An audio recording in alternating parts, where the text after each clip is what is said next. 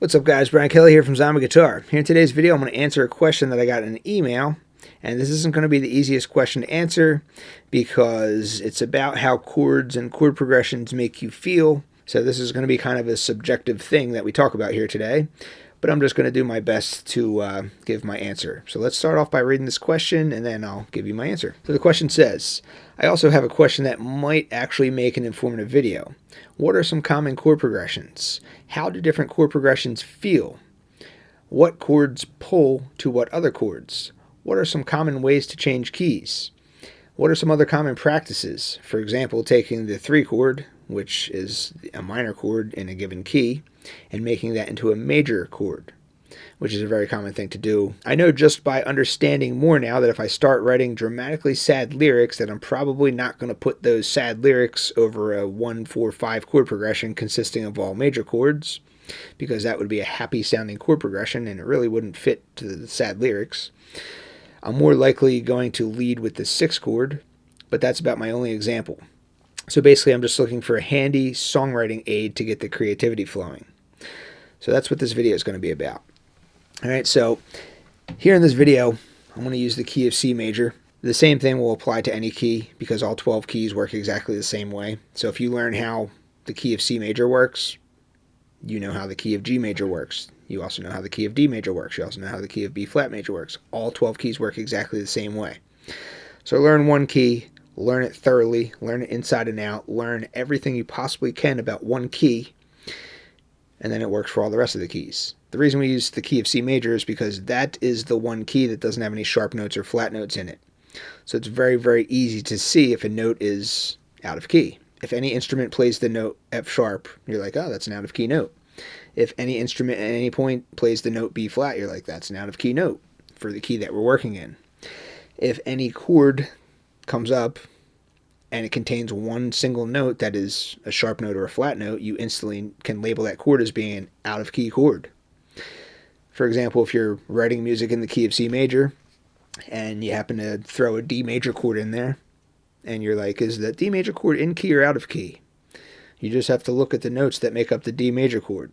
The notes that make up a D major chord are D, F sharp, A. You see that F sharp right there. There's no sharps or flats in the key of C major, so you know that that's an out of key chord. That's why we use the key of C major, just because it's visually easy to follow along with. So let's just quickly write a chord progression.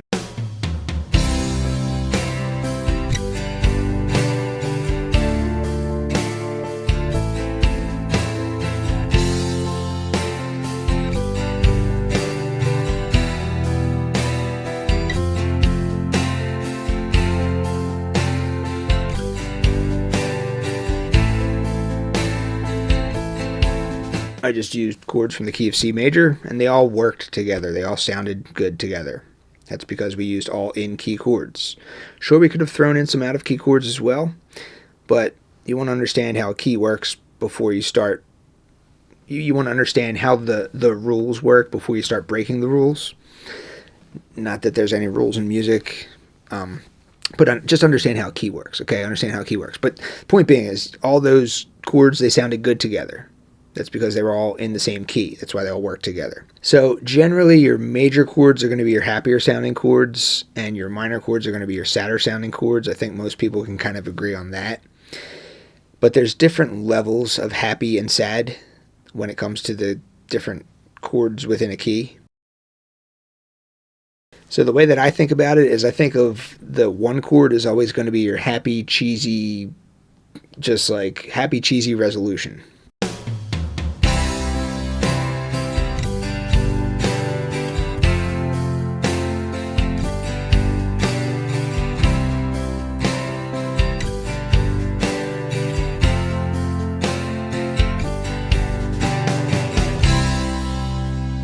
Sounded like a great chord to end the song on. It sounded like a great point of resolution. Let's now replace that 1 chord with the 6 chord instead.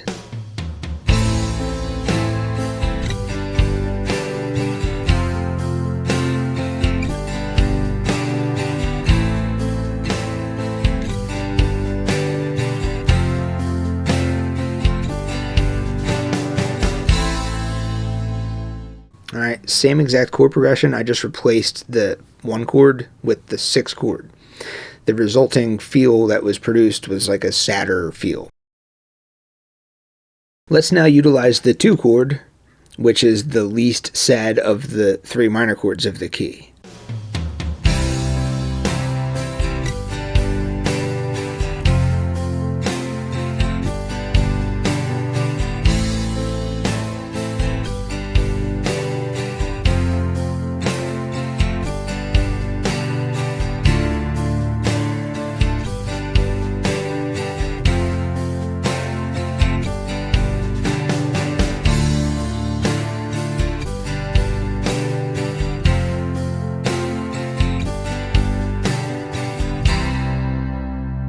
Alright, so I threw that minor chord in there. Minor chords are generally sadder sounding than major chords, but it just wasn't that sad, you know? I don't know. Like, anytime a 2 chord is thrown into a song, it doesn't matter what key you're in because all keys work exactly the same way, but anytime the 2 chord is thrown in, it's like, yeah, I used a minor chord there, but it wasn't that sad. Let's now try the 3 chord. We're going to throw the 3 chord in there. So that's the one that I think of as the saddest of the minor chords.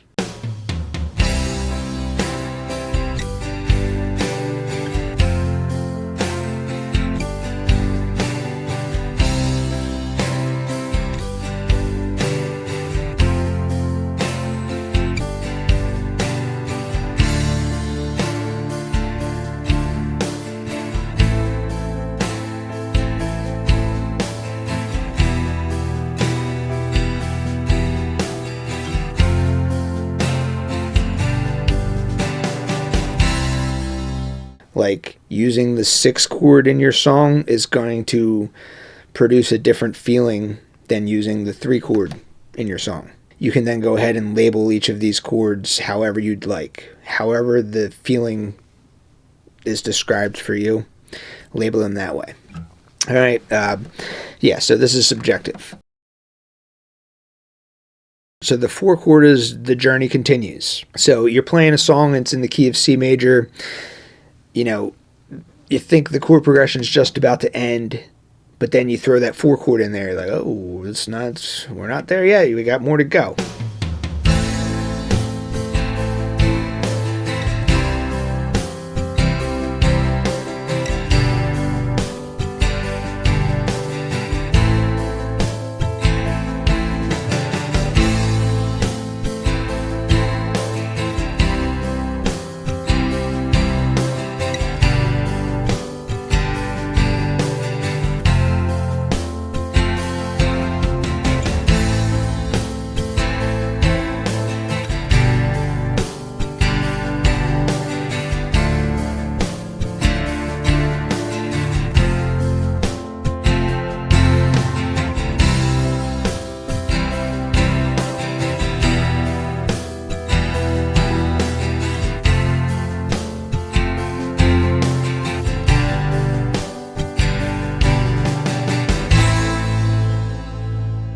Using that 4 chord in there, at least to me, every time the 4 chord's in there, it just sounds like, alright, this chord progression is telling a story. But the 4 chord, every time it comes back to the 4 chord, it's like, oh, okay, we still have more of this story to go. Every time it's at the 5 chord, it sounds like, alright, we're almost there. At least that's how it is to me, you know? 4 chord, the journey continues. 5 chord, the journey's just about over.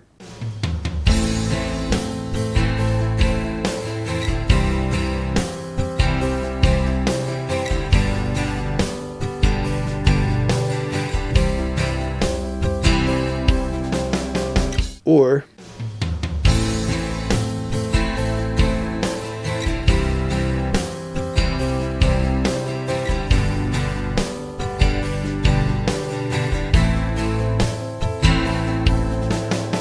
you see how every time I came to that 5 chord, I could have very easily been the second to the last chord. It could have very easily been like, okay, we're just about there.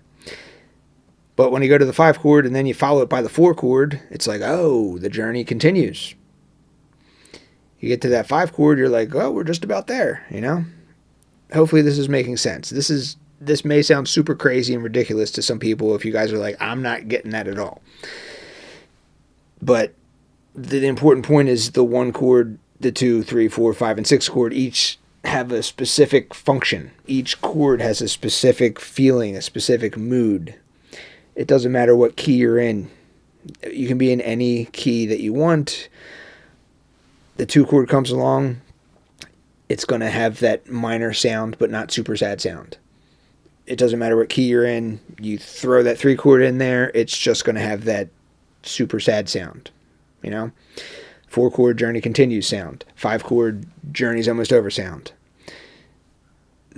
Describe them how you want, but hopefully you can at least agree that each of the 6 chords, well, there's 7 chords in the key, but we're just talking about the first 6. Hopefully you can agree that each of these major and minor chords has a certain level of happiness or sadness to them and has a certain function within the key. Alright, so the next thing that this person was asking was about what chords lead to other chords. How does all that work? So basically the number one overarching rule is if it sounds good, then it's good. Then go with it. Of all the chord progressions that I just played right there, like 1 chord led into the next, led into the next, led into the next, just fine. And I wasn't really following any specific set of rules other than the fact that I was just playing chords that were all part of the same key. But they were all in the same key, so they all sounded good together. It didn't really matter which chord leads to the next chord leads to the next chord. Just kind of use your ear, use your own creativity. Just whatever music is in your head, do that, That said, there is this whole thing in music theory about the 5 chord. So if you ever want to lead to a chord, or if your goal is to get to a certain chord, whether it's a major chord or a minor chord, it doesn't matter, and you're having trouble kind of getting to that goal chord, you can throw a chord right before that goal chord that is a 5th above it, and then play it in dominant 7th form. If the chord that you use, that dominant 7th chord, if the chord that you use is the 1 dominant 7th chord that's part of the key, like we're in the key of C major here, in the key of C major, your 5 chord is the G major chord. When you look at your chords in 7th form, the G major chord, the 5 chord, is the one and only dominant 7th chord. If the goal is to get to the 1 chord of the key, that's your naturally occurring dominant 7th chord, then you're still playing all in-key stuff. That's just the dominant chord of the key. But you can kind of throw a dominant chord in before any of the other chords too if your goal is to get to those chords. And if you do that, then they're called secondary dominants. I made a video about secondary dominants. I'll put a link to that one if you want to check that out. But let's say that our goal is to get to a D minor chord. I'm going to throw a chord that's a 5th above that chord, and I'm going to play it in dominant 7th form. That's where the dominant 7th chord is. So what's a 5th above D? A 5th above D is A. You can always refer to your circle of fifths. Just find the D on the circle of fifths. Right next to it in the clockwise position is the A. So goal is to get to a D or D minor chord. Throw a dominant 7th chord in there. Dominant 7th chords move to minor chords, they move to major chords, it doesn't matter. In this particular instance, we're moving to a minor chord.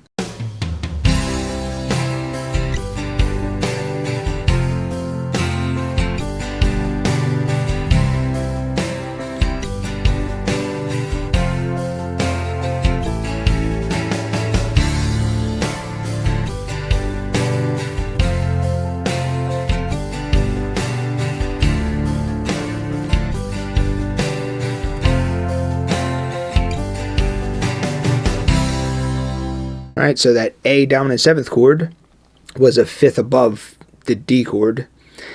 I played a D minor chord because that's the chord that's in the key, That A dominant 7th chord, that's an out of key chord. It contains notes that's not part of the key. An A dominant, if you look at the notes that make up an A dominant 7th chord, you'll see that there's a sharp in there. Alright, so you're dealing with an out of key chord. That's why this is a secondary dominant. Let's say that my goal is to get to the F chord. Alright, so of course I could just play an F chord and that's perfectly fine. You can do that. But you may want to precede it with a C7 chord. Why would I precede it with the C7 chord?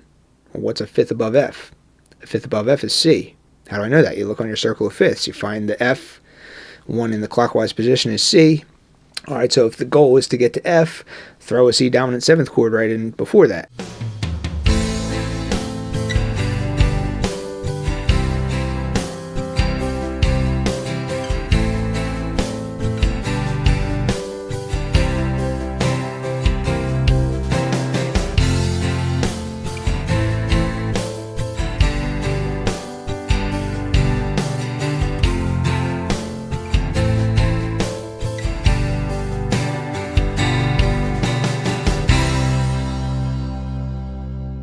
Notice how that dominant 7th chord, it changes things up.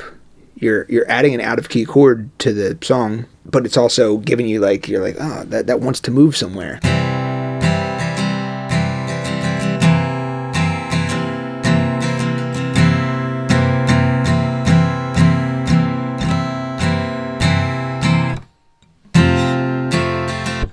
See how the chord that's a 5th below the dominant 7th chord always just seems to be the right one, you know? That's how dominant 7th chords work. So now let's try placing a secondary dominant right before the A minor chord. So what is a 5th above A? A 5th above A is E.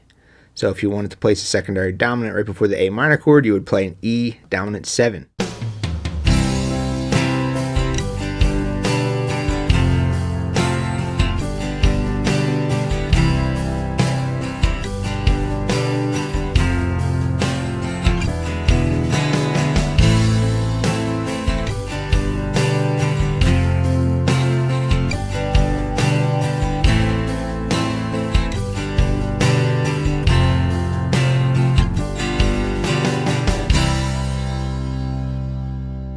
You can do this for any of the chords. Let's just try it one more time. Let's say that I want to move to the G chord. All right, I want to move to the G chord. That's my goal chord. What would I play right before a G chord if my goal was to land on the G chord? I would play a D dominant 7 chord. Why do I want to play a D dominant 7 chord? Well, D is a 5th above G. You can look at your circle of 5ths and see that.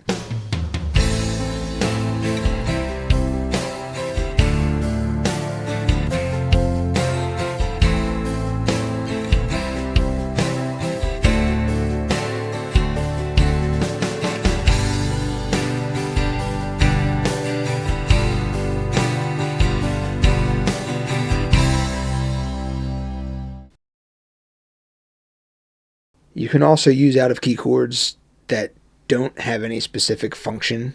They don't have to be preceded by anything else in specific. They just happen to sound good, and that's perfectly fine too. So usually these are going to be borrowed chords. They call them borrowed chords because if you're calling the original key the key of C major, then you can borrow chords from the key of C minor and use those in your chord progression. Or if you're calling the original key that you're starting in the key of A minor, then you can borrow chords from the parallel key of A major. You can use your circle of 5ths as your cheat sheet too, because your original key is the key of C major. These are your 6 chords for this key. The chords in C minor are in the neighboring group of 6. The 6 chords in the key of A major are in the other neighboring group of 6. So you can just kind of look into the neighboring groups of 6 and just be like, oh, I want to use that chord, and I want to use that chord, and I want to use that chord, blah, blah, blah. So that's a great way to just like, you have 12 more chords to use, and they don't have to function as secondary dominants.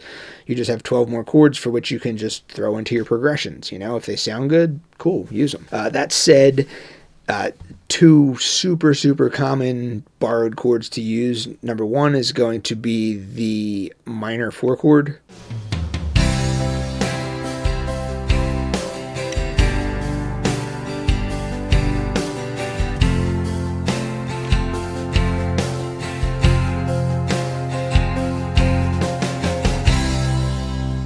That's a very common thing. It's called a minor plagal cadence. It's where you take the 4 chord and then you play the minor version of the 4 chord, and then you end it on the 1 chord. That's called a minor plagal cadence. Very common. Beatles did it a lot, and a bunch of other songs you hear that done all the time in it. So that's one very common borrowed chord to use. Another very common borrowed chord to use is the major 3 chord.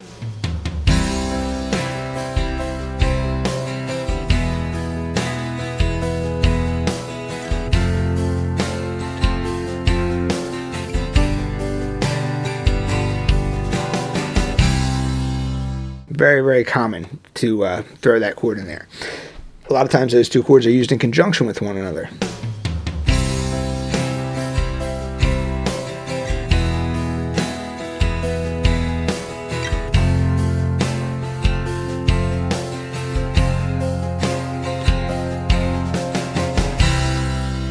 That's actually the creep, Radiohead creep progression. It's just that Radiohead is played in G, and we're playing in the key of C right now. You can borrow any of these chords from these neighboring groups of 6.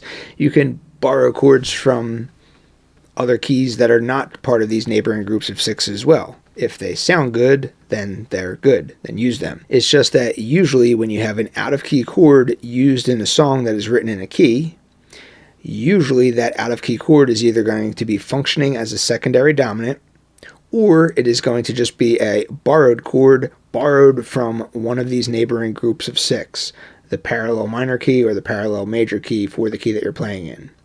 But again, you can still use any out-of-key chord that you want, and it doesn't have to be a secondary dominant, and it doesn't have to be a borrowed chord from one of these neighboring keys. If it sounds good, then it is good. I may be playing in the key of C, and I may just want to throw a major 2 chord in there.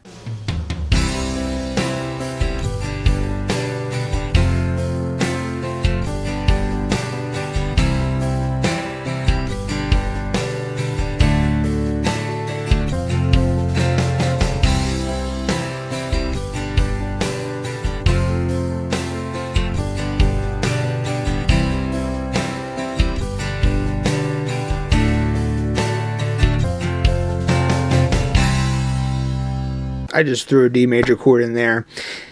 It wasn't functioning as a secondary dominant. That major, or that D major chord, wasn't followed by a chord that was 5th below it. If I wanted to label it as some sort of borrowed chord, I could have went and been like, okay, well, that was borrowed from the parallel key of A major or whatever.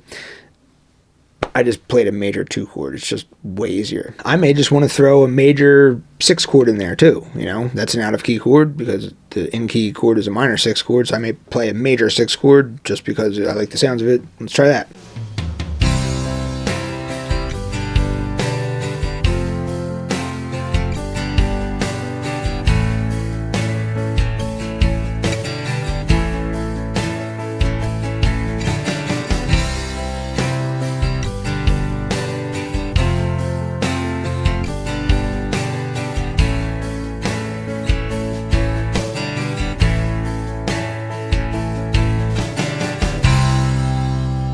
Alright, so I just worked a major chord in there. Again, it's just a major 6 chord. It's an out-of-key chord.